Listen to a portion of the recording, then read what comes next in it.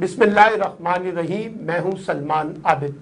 आज हम गुफ्तगू करेंगे मौजूदा 13 जमाती जो इत्तेहाद है, हुकूमती इत्तेहाद, उसके ऊपर। इनका जो सबसे बड़ा चैलेंज है वो तो माशी चैलेंज है, लेकिन इस माशी चैलेंज के साथ साथ अब एक नया जो रोल हमें नजर आ रहा है वो हुकूमत के अपने अंदर एक टकराव की सियासत नजर आ रही है। यानी जो इत्तेहादी जमातें हैं वो अब खुलकर बरमला publicly openly TV talk show में हुकूमत पे तनकीद करती नजर आ रही है। पहली धमकी तो MQM ने दी है। सिंध के बल्दियाती इंतखाबात के हवाले से अपनी सीरियस रिजर्वेशन शेयर की है और कहा है कि जो माहिदा पीपल्स पार्टी ने और MQM के दरमियान हुआ था और जिसकी जमानत प्राइम मिनिस्टर शहबाज शरीफ ने दी थी, अगर उस पर अमल दरामद नहीं होता तो फिर हम अपना फैसला करने के आजाद हैं। और उनके बकौल आज की हुकूमत उन्हीं के वोटों के ऊपर खड़ी है। दूसरी तरफ JUI मौलाना फजलुर रहमान, उनके जो खास तौर पे सिंध के सदर हैं सोमरो साहब, उन्होंने कहा कि भाड़ में जाए ऐसा इत्तेहाद जिसकी कीमत जो है वो हमें धांधली ज़दा लोकल गवर्नमेंट इलेक्शन की सूरत में सिंध में दी गई है। और उन्होंने कहा कि पूरा का पूरा इलेक्शन चुराया गया है। और उन्होंने मरकजी क़यादत से कहा है, यानी फजलुर रहमान से कहा है कि इस हुकूमत की हमायत के ऊपर नजरसानी की जाए, क्योंकि इस हुकूमत का मकसद जो है पीपल्स पार्टी का सिंध में JUI की उभरती हुई ताकत को सियासी तौर पर नहीं बल्कि इंतजामी बुनियादों पर कुचलना है। तीसरी तरफ मक्सी साहब है, खालिद मक्सी साहब, उन्होंने कहा कि जनाब हमसे तो बड़े बड़े शानदार वादे किए गए थे, लेकिन जब अमल दरामद का वक्त आया तो सारा मामला उल्ट नजर आता है। बाप पार्टी अलग नाराज नजर आती है, नेशनल पार्टी अलग नाराज नजर आती है, ANP अलग नाराज नजर आती है, पख्तूनख्वा मिली अवामी पार्टी कहीं नजर नहीं आ रही है, और मुस्लिम लीग काफ जो है वो उनकी हमायत में और मुखालफत में दो धड़ों के दरमियान तकसीम हो गई। तो अब शहबाज शरीफ के ऊपर बड़ा दबाव बढ़ गया कि जनाब अगर अपनी हुकूमत जो दो वोटों पर खड़ी है उसको बचाना है तो इत्तेहादियों को राजी करना होगा। तो अब वो कभी MQM से मिल रहे हैं, कभी ANP के वफद से मिल रहे हैं, कभी बाप पार्टी से मिल रहे हैं, कभी नेशनल पार्टी से मिल रहे हैं, कभी किसी से मिल रहे हैं और यकीन दहानियां करा रहे हैं। और दबाव उनके ऊपर बढ़ता जा रहा है इत्तेहादी जमातों का। अब वो अपने इनके मफादात हैं, अपने वादे हैं, उनकी जो आपने उनसे वादे किए उसके ऊपर अमल दरामद के मसाइल है, ये बढ़ता जा रहा है।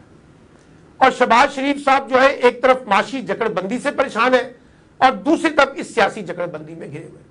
और उनकी तीसरी बड़ी परेशानी उनके बेटे की पंजाब में हुकूमत है, जिसका फैसला कल होने जा रहा है कि वो क्या फैसला आता है, वो रहेंगे भी वज़ीर आला या नहीं होगा, और या क्या नए सिरे से वज़ीर आला का इंतखाब होगा, ये भी देखना होगा। तो इस वक्त हुकूमत जो है वो अमली तौर पर इत्तेहादी जमातों के हाथों यरगमाल नजर आ रही है।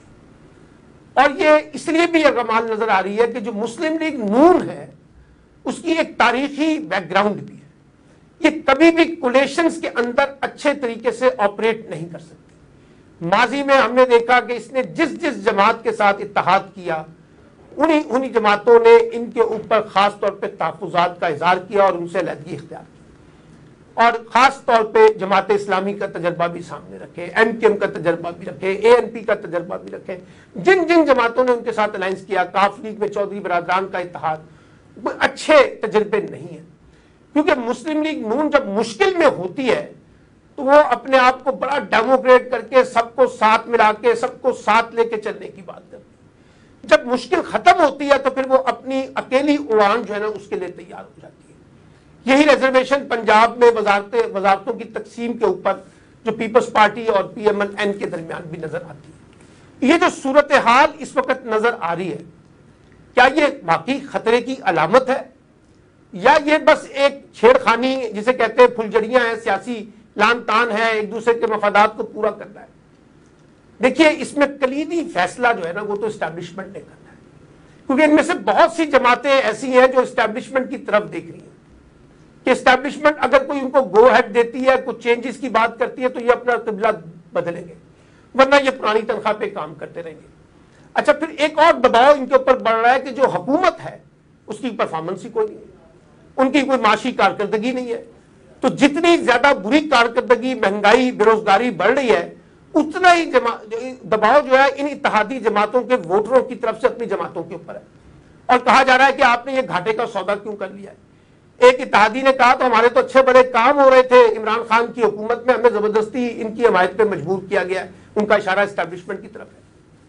اور اب اگر یہ لوگ اسٹیبلشمنٹ واقعی کوئی نیا انتخاب چاہتی ہے اس سال، تو وہ انہی اتحادی جماعتوں کے اندر توڑ پھوڑ کر کے اس حکومت کو کمزور کرے گی اور نئے انتخابات کا راستہ ہموار کرے گی، یا اسٹیبلشمنٹ طاقت کے زور پہ مجبور کرے گی کہ ان اتحادیوں کو کہ فی الحال آپ شہباز شریف کے ساتھ پرانی تنخواہ پہ کام کرتے رہے، آپ کے مسئلے جو ہے وہ حل ہونے والے ہیں. لیکن اس کا نتیجہ کیا نکل رہا ہے؟ کمزور حکومت، کمزور سیاسی فیصلے، کمزور معاشی فیصلے. شہباز شریف صاحب جو کرنا چاہتے ہیں وہ کر نہیں پائیں گے، حکومت جو کرنا چاہتی ہے وہ کر نہیں سکے گی، اور ان کے اوپر دباؤ بڑھتا جائے گا. اور پھر یہ جو اتحادی ہیں یہ حکومت کے ساتھ کھڑے ہونے کے لیے تیار نہیں ہے. پیٹرول کی قیمتوں کو پر جسٹیفائی کرنے کے لیے، ڈیزل کی قیمتوں کو جسٹیفائی کرنے کے لیے، بجلی کی قیمتوں کو جسٹیفائی کرنے کے لیے. تو ایک حکومت کے لیے خود ایک پریشانی کا مسئلہ بنتا جا رہا ہے کہ سچویشن کو کیسے ٹیکل کیا جائے. ہماری اطلاعات کے مطابق اب بھی حکومت میں ایسے لوگ ہیں پی ایم ایل این کے اندر جو شہباز شریف کو مشورہ دے رہے ہیں کہ بھائی یہ گھاٹے کا سودا آپ نے جو کیا ہے یہ پارٹی کو تباہ کر دے گا. اور اس لیے بھی تباہ کر رہا ہے، اتحادی جماعتوں کے اندر یہ تاثر بن رہا ہے کہ اگر الیکشن اس سال کے آخر میں یا اگلے سال کے شروع میں ہونے ہیں تو یہ جو سارا اس وقت حکومت کا ملبہ ہے بری کارکردگی کا، وہ جہاں مسلم لیگ نون پہ گرے گا وہیں وہ ان اتحادی جماعتوں کی علاقائی سیاست پر بھی گرے گا اور ان کو بھی نقصان اٹھانا پڑے گا. اس لیے ان کے اندر بھی یہ بحث چل رہی ہے کہ ہمیں اس وقت حکومت کا ساتھ دینے کی بجائے ایک پاپولر سیاست کرنی چاہیے اور لوگوں کے ساتھ کھڑا ہونا چاہیے تاکہ اگلے انتخابات میں ہمیں کوئی سیاسی ریلیف مل سکے ایک مینڈیٹ کی شکل میں. اور اگر ہم نے اس حکومت کے سیاسی ملبے کے اندر رہتے ہوئے اگلے الیکشن میں جانے کا فیصلہ کیا تو اس کا سیاسی طور پر الیکٹورل پالیٹکس میں ہمیں بڑا نقصان اٹھانا پڑے گا. اور یہ تاثر خود مسلم لیگ نون کے اندر بھی ابھر رہا ہے کہ اتحادی ان کے ساتھ کھڑے ہونے کے لیے تیار نہیں. تو اس وقت بظاہر تو لگتا ہی ہے کہ حکومت کو کوئی مشکل مرحلہ نہیں ہے، وہ ان کو راضی کرتی رہے گی کچھ لو اور کچھ دو کی بنیاد کے اوپر. لیکن اگر کچھ تبدیلی کی بات کی جا رہی ہے انتخابات کی صورت میں تو پھر یہ اتحادی ان کے لیے جو ہے نا وہ جسے کہتے ہیں نا ایک گلے کی ہڈی بنے گی اور شہباز شریف صاحب کے لیے مشکلات پیدا کرتے رہیں گے. شہباز شریف ایک قدم لڑکھائیں گے، ایک قدم کھڑے ہوں گے، پھر ایک قدم کھڑے ہوں گے، پھر ایک قدم لڑکھائیں گے، اسی میں ان کا سلسلہ چلتا رہے گا. اور اس میں سب سے زیادہ انجوائے جو ہے وہ تحریک انصاف کر رہی ہے، حکومت پہ دباؤ بڑھاتی جا رہی ہے، اپنے معاشی فیصلوں کو بتا رہی ہے کہ ہم نے کیسے فیصلے کیے تھے اور انہوں نے کیسے فیصلے کیے تھے. ہم نے سخت فیصلوں پہ اور سخت دباؤ کے باوجود آئی ایم ایف کی شرائط وہ نہیں مانی جو یہ ماننے جا رہے ہیں. تو اس لیے میں یہ سمجھتا ہوں کہ اتحادی جو ہے وہ اس وقت جو سیاست کر رہے ہیں وہ خود اس حکومت کے لیے چیلنج بن گیا. اور میں اس لیے کہہ رہا ہوں کہ اس حکومت کا جو سب سے بڑا درد سر ہے وہ جہاں تحریک انصاف ہے، اسٹیبلشمنٹ کے ساتھ حمایت کا حصول ہے، وہیں ایک سب سے بڑا درد سر اتحادی جماعتوں کو یکساں رکھنا، ان کو یکجا کرنا، ان کو اپنی حمایت کے اوپر مینٹین رکھنا، یہ بھی ایک بڑا چیلنج ہے. اور کس حد تک حکومت ان کی سیاسی بلیک میلنگ کا شکار ہوگی وہ خود ایک سوال ہے. تو اس لحاظ سے میں اس بات کو کنکلوڈ کرتے ہوئے کہنا چاہتا ہوں کہ اس وقت حکمران جماعت مسلم لیگ نون اور ان کی اتحادی جماعتوں کے درمیان روزانہ کی بنیاد پہ ڈیفیسٹ بڑھتا جا رہا ہے. اور وہ جو میٹھا میٹھا صورتحال تھی اب اس میں تلخی پیدا ہوتی جا رہی ہے، اس میں کڑوا پن ہوتا جا رہا ہے. اور وہ جو نجی محفلوں کی مجالس تھی اب اوپن مجالس کے اندر، اوپن ٹاک شو کے اندر حکومت کی حمایت کے بارے میں کہا جا رہا ہے کہ ہم اس فیصلے پہ نظر ثانی کریں گے. اور کوئی ڈیفینڈ کرنے کے لیے تیار نہیں ہے آئی ایم ایف کے ساتھ اقدامات کے حوالے سے، معاشی فیصلوں کے حوالے سے کچھ نہیں کرنے کے لیے. اور پھر سب سے بڑی بات جو ہے اتحادیوں کو لگتا ہے یہ حکومت جو ہے غیر یقینی صورتحال کا شکار ہے. مفتاح اسماعیل کے بعد اسحاق ڈار کی واپسی، اسحاق ڈار آتے ہیں نہیں آتے ہیں پتہ نہیں چلے گا، پنجاب کی صورتحال کیا بنے گی، انتخابات اس برس ہوں گے اگلے برس ہوں گے، اب کس طریقے سے معاشی فیصلوں میں لوگوں کو ریلیف دے سکیں گے، اتحادیوں کو کیا مل سکے گا. یہ وہ سوالات ہیں جن کا کوئی جواب ابھی کسی کے پاس نہیں ہے اور یہی اس حکومت کی ناکامی کا سب سے بڑا سبب بنتا جا رہا ہے.